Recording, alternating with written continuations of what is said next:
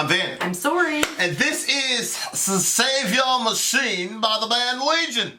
For the big homie Scar. Shout out to the big homie Scar for timely topical political commentary. You can hit us up at Middle America with Vin and Sori, where you can engage in the current cultural jihad in the ever increasing slideshow that it is our ridiculous country at the moment.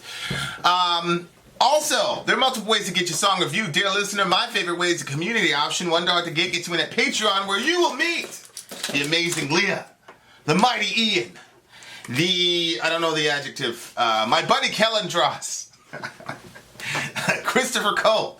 They will go after you. They will try to recruit you. They're kind of genre-specific alliances, and then you're able to pull your points together, and there's other stuff coming down the pike. There's a $5 option, which gives you a sneak peek into the first 40 seconds of the amazing song, because your brother and your sister are actually in a band. I bet you didn't know that. So you get all of these perks. Patreon starts at $1. There are other levels, and each level gives you a different perk that the other one doesn't, and then you pull your points together. And it's cool. There's a Discord community, all that stuff. It's wonderful. D&D is there. If you're a filthy capitalist like Sori, and you... Listen, I have quite a crew of filthy capitalists. I know. That talk to me on the regular. I get an email. I forgot who it was. It was like, hey, I'm using the filthy capitalist option. If you're a filthy capitalist like Sori, and you want to use your capital and your privilege to hop, skip, and jump above everybody else and cut in line like at, I was going to say Burger King. Disney... Burger King doesn't have the option yet. 125 puts you straight to the head of the line, and you, by your own lonesome, determine what song we're going to do, and that's what the big homie did. And as such, I just got a text from one of our bandmates, Jay the Spirited. He's our guitarist. I attempt to play guitar in our band. All right, so let's go. It's the brains behind it. Saviour Machine Legion, I am the brains. That's what I'm good at. Guitar, not so much. All right.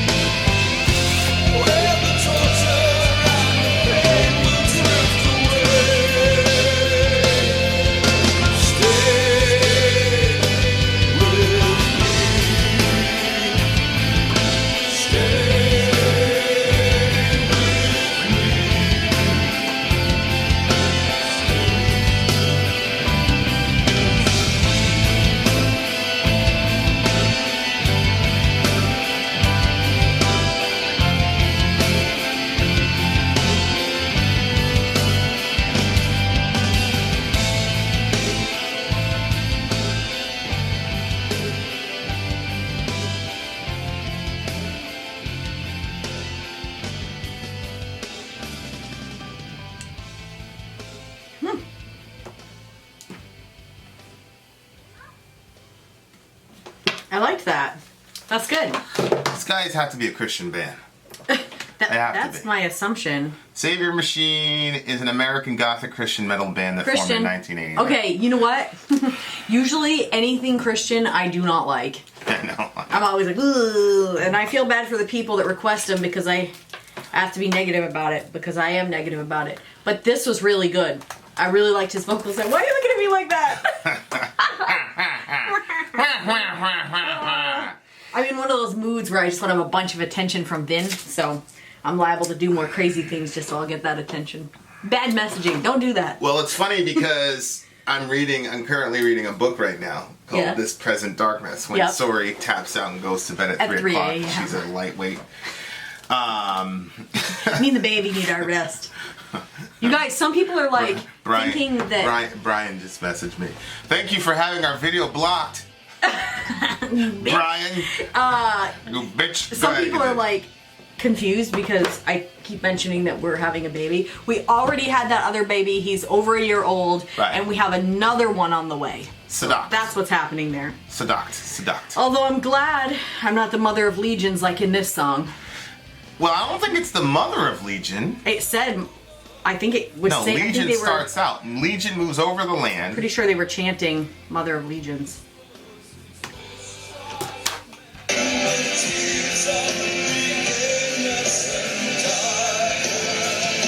is that?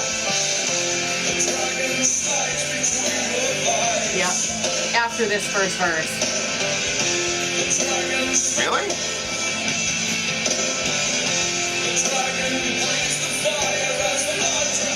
I love the way they sang it too. Right here, after this part.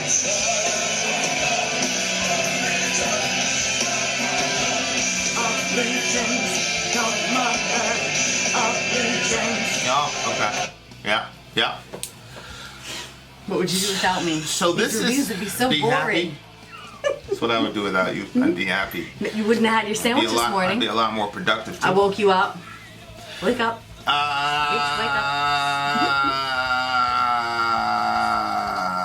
Yeah, so this is definitely... So I'm reading this book, and it's about demons and stuff, and how the demonic world affects this world and all this jazz. It's a very quaint... I like the book because it presents a very simple universe, right? Like, the good guys are good guys, the bad guys are bad guys. If you disagree with the pastor, it's because you're full of Satan, and it's like the pastor says he's a sinner, but you never see the pastor do anything wrong. Like, it's just a very, very simple book. There's no complex characters. Every character is pretty much, you could tell, like, this guy's a good guy, this guy's a bad guy, this guy's going straight to hell, this guy's a saint, he's probably in the seven heavens right now. It's very interesting to be. So that's why I always like 1 John. Right, very black and white. In the Bible, the book of No 1 one who John. lives in him keeps on sinning. If anyone does sin, then he's a liar. Yeah, if you do this, you're not, and if you do that, it just right, makes it great. Right. And then it says, if you say you have not sinned, you make him to be a liar, and the truth is not in you. Yep. I know. I remember you brought that verse to me, and I was like, wait. Okay, anyway, go ahead. Yeah, so Legion is very interesting because I don't think people realize how. So there's a confrontation that Jesus has with this guy, and he's in the Gadarenes, and that's kind of like. Is that the one that was going through the? He was all naked and like running through the graveyard and stuff like that, cutting himself. The entire village was terrorized by this guy. Yes, exactly. And he had superhuman strength. Yeah, because they tried like chaining him and stuff like that. Nothing was working. He was like a demon, like a dark version of Samson, like superpowered dude. And it is true. I think he's being contrasted with Samson because it mentions his long hair. That the guy had long hair, and then when he that's really weird. So he's sort of like a contrast. Samson was empowered by the Spirit of God. He had long hair. This guy's empowered by the Spirit of the devil, and so it's a contrast, and it shows that Jesus is more powerful than both of them. But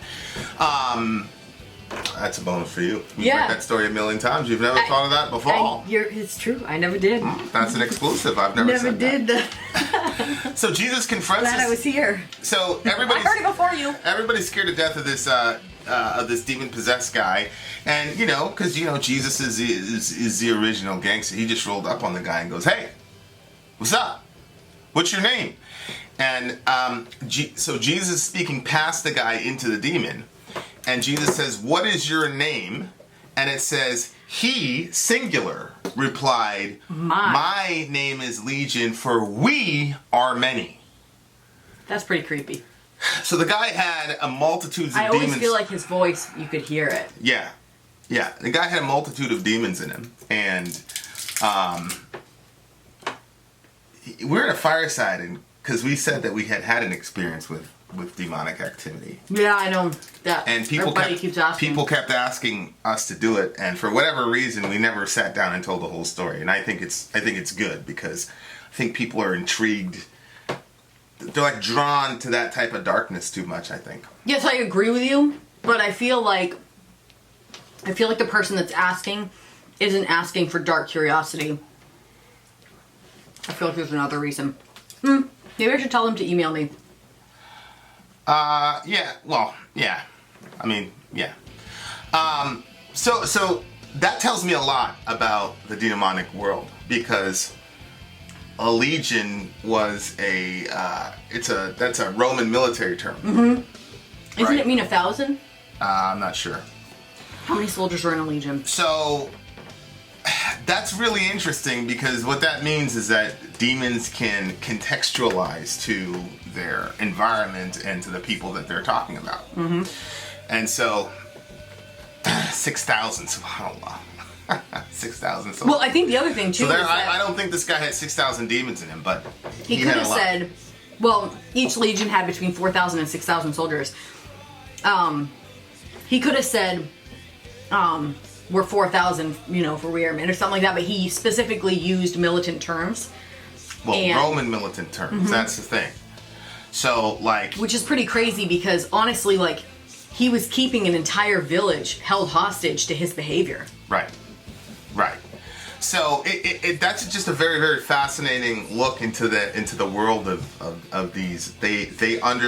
That means they understand language. Mm-hmm. It means they understand culture. Mm-hmm. And they kind of adopt the sort of customs of the prevailing zeitgeist that they're in. Mm-hmm. It's just very, very, very fascinating stuff. And then there's also I think in the spirit world, this is one of the things where people go crazy on the Trinity. They're physicalizing a spiritual being. So for us, we cannot imagine a 1 and a 3 type of thing, because we're all physical. Yeah. So, every person is assigned a physical body, and so there you go. But even among the demonic world, there is a singularity and a plurality. Because it specifically says Jesus spoke to him singular, and he singular said, "My name is Legion, for we are many." I think he actually, did he say my? My. Yeah, my. Yep. Singular name is Legion, for we, plural, are many. So I think in the spirit world, the number, that's weird. The count, how you count what a person is completely different in the spirit world than in this world. So all these silly people who mock the Trinity, ha ha ha ha, what's 1 + 1 + 1? Ha ha ha. These very, very basic arguments that we've been at it for 2,000 years. We know how to respond to that. The response is very simple. 3. Now you tell me, what's 1 × 1 × 1? What's 1 × 1 × 1? Anyway, so anyway, it's just very, very, very fascinating to me about that, how that works. Okay, so that's Mark chapter 5, where Jesus is dealing with Legion, and then lyrically here, when it talks about, it's funny because Jesus ends up telling the demons to get out of the guy, and they end up running into a bunch of pigs, and then all the pigs run up the side of the mountain and drown. Right. And the villagers are super angry with Jesus because that was their income. That was their income. But at the same time, it's weird, because it's so you'd rather have money and be terrorized by this guy than, but. Right, know. and Maybe. you would rather have your capital and allow this guy to be terrorized too. That's the other thing, because he was in the graves and he would yell and cry and scream and stuff, mourn right? into the night and all that. They didn't care about that guy. They just wanted their lives comfortable, and they were worried about their capital. I wonder where his family was. That's why Jesus had them pigs jump off the side of the cliff, because he was pushing those people to a moment of decision. And they actually kicked Jesus out of their countryside. Mm-hmm. They said, please leave. That's the thing about the Bible, like. That's so good. Please leave. Yeah, I think it said they implored him to leave. That's the thing about the Bible, is like, the people in the Bible they have very, very human reactions to situations. And it doesn't follow like a regular like type of storyline, you know? It's the other thing unbelievable. too is that Jesus was going around doing this, and word was spreading that he was. And like people were bringing their family members or different people that were in that situation, but nobody wanted to help this guy. Yeah, it says they began to beg Jesus to depart from their region. So I said, please leave. So like, this is the worst vitamin to take, I think. can you imagine like Fish oil. it's like, what in the world? You this guy just performed this like amazing miracle, and you're like, you just completely destroyed all of our income. Please leave. They began to beg him. It sounds so religious too. Yeah. Let me put a please. Yeah. But whatever. And again, like the pronouns here are ridiculous. It's unbelievable. My name is Legion, we are many. And he begged him earnestly not to send them out of the country. Yeah. Unbelievable. And it goes back to plural. It just switches between singular and plural the whole time. Now, honestly, I always thought it was weird that Jesus listened to him when he like begged him, like, Yeah. to send them to the pigs, and then that to me was weird. Like, why listen? Why are you listening to them? Yeah. I'd pick the opposite just because you asked. Right. But now you understand why, right? Because there was a goal that Jesus had in mind for the. Right. That's true. For those, he was pushing them to a moment of decision. Mm-hmm. To urge, to implore, to exhort, to ask for, or to request earnestly. Please get out of our place. We need you to go.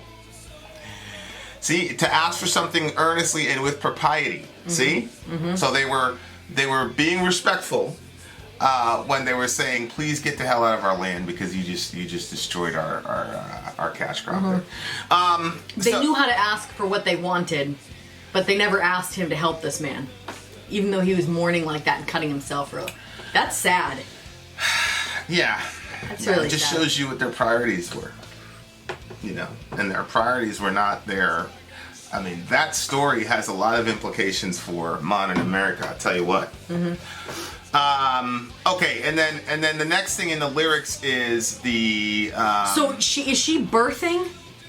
Legion moves over the land. Softly he whispers his forced command. Naked she lies on the crucifix crying. The tears of the innocent die. The dragon slides between her thighs. The dragon breathes the fire as blood drips from her eyes until delivered of the child. So, did she just birth a dragon? I think like she birthed the Antichrist. That's what I was wondering, if it was that.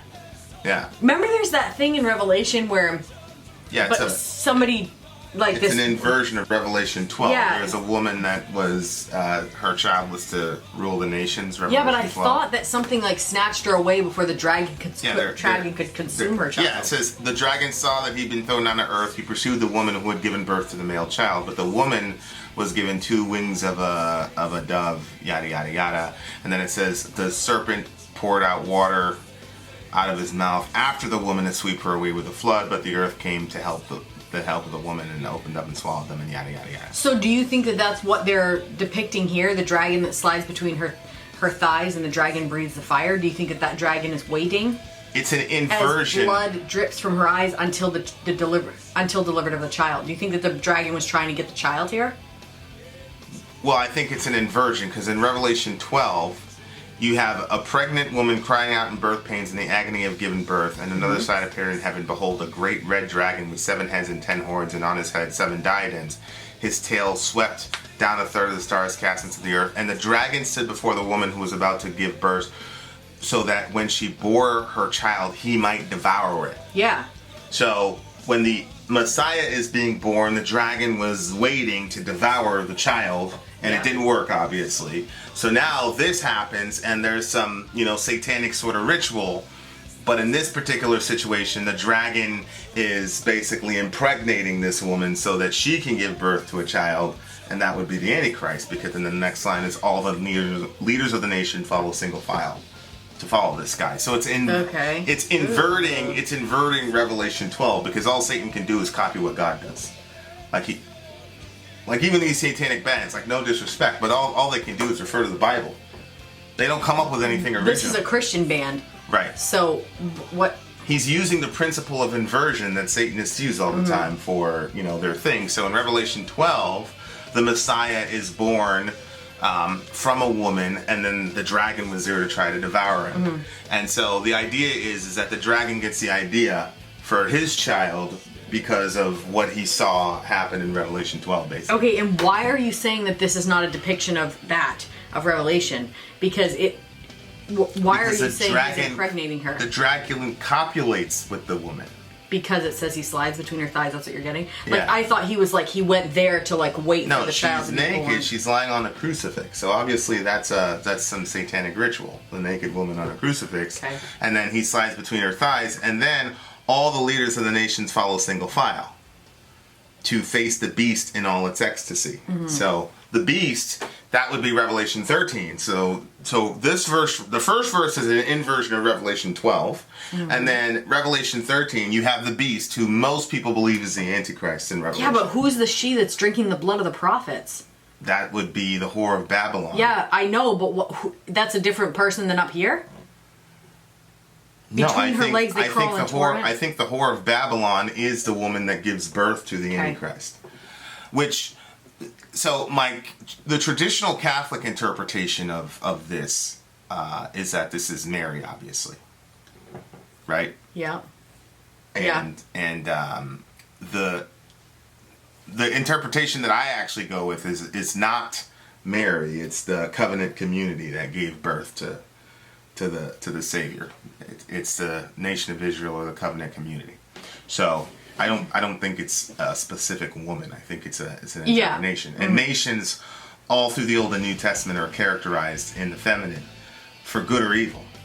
So, Revelation has the bride, and then it also has the whore. And then Galatians 4 has the Jerusalem below is enslaved with her children, but the Jerusalem above is free, and she is our mother. Yep. So that's how I interpret Revelation 12. But anyway, it's to me, it's the whore of Babylon who copulates with the dragon to give birth to the beast. Is the idea, which is a very interesting take on Revelation. So, and all the brothers of the Legion drift upon the Nile. That's very, very interesting. Because I forgot, Graham Hancock, I think the guy's name is. And he's got some very interesting theories about Egypt. Yeah. Basically that the Egyptian culture was brought about via divine intervention, and not good divinity, bad divinity. And they've got their records saying that basically we got all this stuff from the, the whole Anunnaki. Yeah. So it's just very What do you think about that? You think it's possible? They were very advanced. Yeah. Why do you say it so hesitantly? Well, I mean, they're pretty close to the cradle of civilization, so you would expect that advancements in culture would happen in that region. Because that's where human beings originated. Sorry, Stephen. I got a Nazi guy here. Stephen, by the way, send me an email, vinandsori@gmail.com. I have a special video that I'm going to shoot for you. Well, what was your question? What were you saying? It just seems like that they were abnormally advanced. Because you watch a lot of different things, and it seems like almost some of the stuff that they show almost seems like alien-ish. How did they even, this is even beyond, there was some stuff that they were finding, and they were well, we don't even know what this is.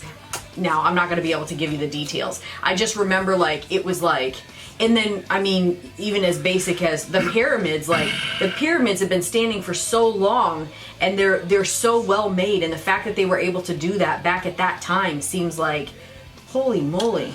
I just think it depends on what your worldview is. Like, you know, if you have this worldview that says that we are the, you know, as time goes on, we become more advanced and more intelligent, then the pyramids don't make a lot of sense.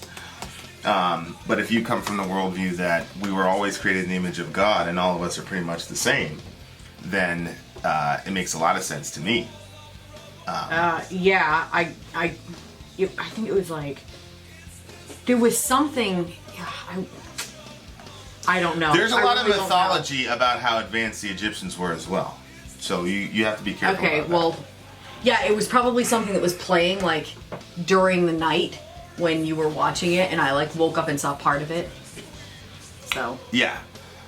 So, but yeah, I mean, your point is well taken as far as, you know, they were very, and again, there's a whole bunch of theories about the Anunnaki and the B'nai Elohim, and you have that in Sumerian literature, you have that in Akkadian literature, you have that obviously in the biblical literature, and in the biblical it explicitly states they came down and showed us all these different types of things. I was going to shoot a Middle America video actually, I never got around to it, but last week, I think it was the Defense Department basically said that they found a UFO that was not constructed in this world.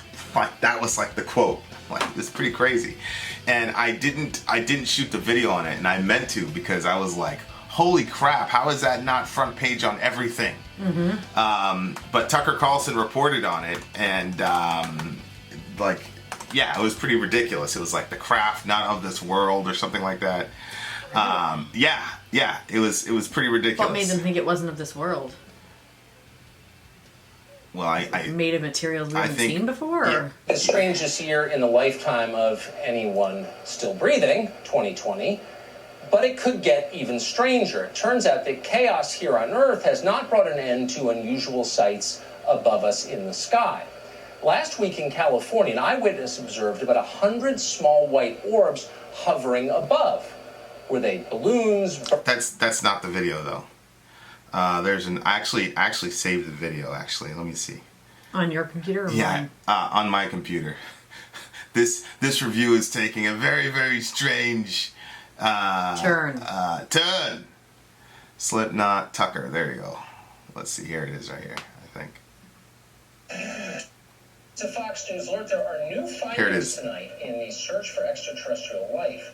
The New York Times reporting that a secretive Pentagon unit tasked with investigating UFO sightings is quite likely releasing some of its findings soon, and those findings could be stunning, particularly for people who have doubted the existence. The Pentagon has been conducting classified hearings on UFOs for more than a decade. We know very little about what they found, but apparently just recovered are off-world vehicles not made on this Earth. That's a direct quote. We're not exactly... Off-world vehicles not made on this Earth. This is the Pentagon saying this. Off-world vehicles not made on the Earth. Now you could say the Russians were on the moon and built this craft. That would cover it, not made on the Earth. But what are you gonna do with that? This is the Pentagon. Yeah. This is Tucker Carlson. And it's you know, if we weren't in the current seats in Laban we were in, that would be like all over the place. But because we're so distracted by, you know, rightly so, COVID and BLM and all that we. So my thing is, like, I've said over and over again, you know, what people call supernatural and what people call science, I don't think are the opposite of each other.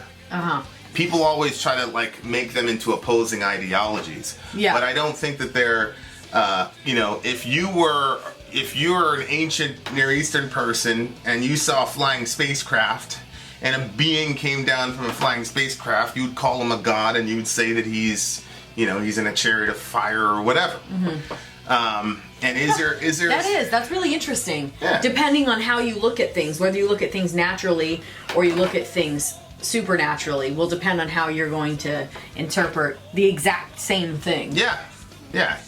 And, you know, like, look, man, it says Elijah went up there in a chariot of fire. That's I mean, if you saw a spacecraft and it, you know, went up, you'd probably call it, that's the closest you could come to it. You just call it a chariot of fire. So, you know, I don't I'm not as skeptical about that stuff as far as the possibility of it happening. But anyway, so could these beings have come down and helped us discover the wheel, discover fire, all these different types of things? I don't see why not. And there's nothing biblically that militates against it.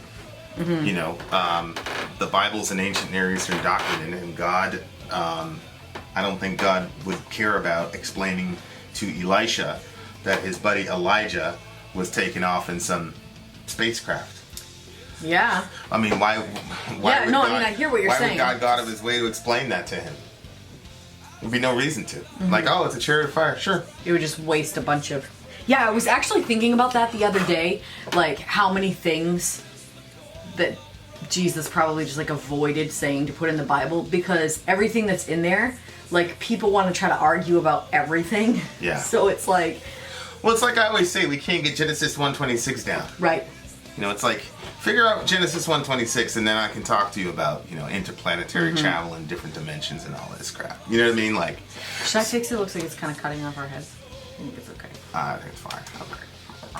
I recognize myself. So, I just think that, when it talks about the Nile and all that stuff, like, it's just very interesting harkening back to Egypt and all that. Like, spiritually, like, what's been going on in the ancient Near East and the battle between God and men and all this jazz. It's just all very, very interesting stuff that's very, very fascinating to me, that I find that I don't have a lot of... until, we ran into the channel, I found that, I didn't have a lot of people who I could, relate to and have those conversations with, because both sides are just so quick to just get triggered over everything.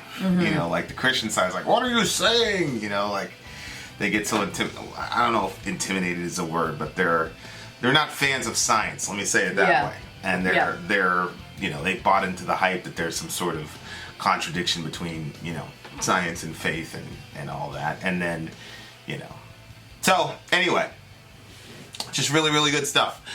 So this is about basically the mother of the Antichrist. It's combining a bunch of biblical imagery. This woman's drinking the blood of the prophets, the blood of the saints, and then what happens? She gets burned with fire. Interesting topic. Interesting topic. Yes, I agree. So that being the case, so in the end, is this a call of revolution? Is this the fall of the revolution of the soul? Is this the cry from all corruption, or is corruption just a fortress we bestow? If you're looking for the answer, if you're looking for the light that leads away, take my... Is this the same song? I'm not sure about that end. I don't know who's talking. I don't know if the Antichrist is talking, or if it's like the true God who's talking to basically say, hey, I can lead you guys out of this mess. Good song. I like the imagery. I was like, these guys have to be a Christian band. There's no way. And I was right. They're a Christian band. Yeah, I just thought that they did a really good job. And like I said, it's, I'm tougher on Christian bands. They did, because it wasn't corny. Right. I'm tougher on them because they're corny, and I don't like that. Yeah.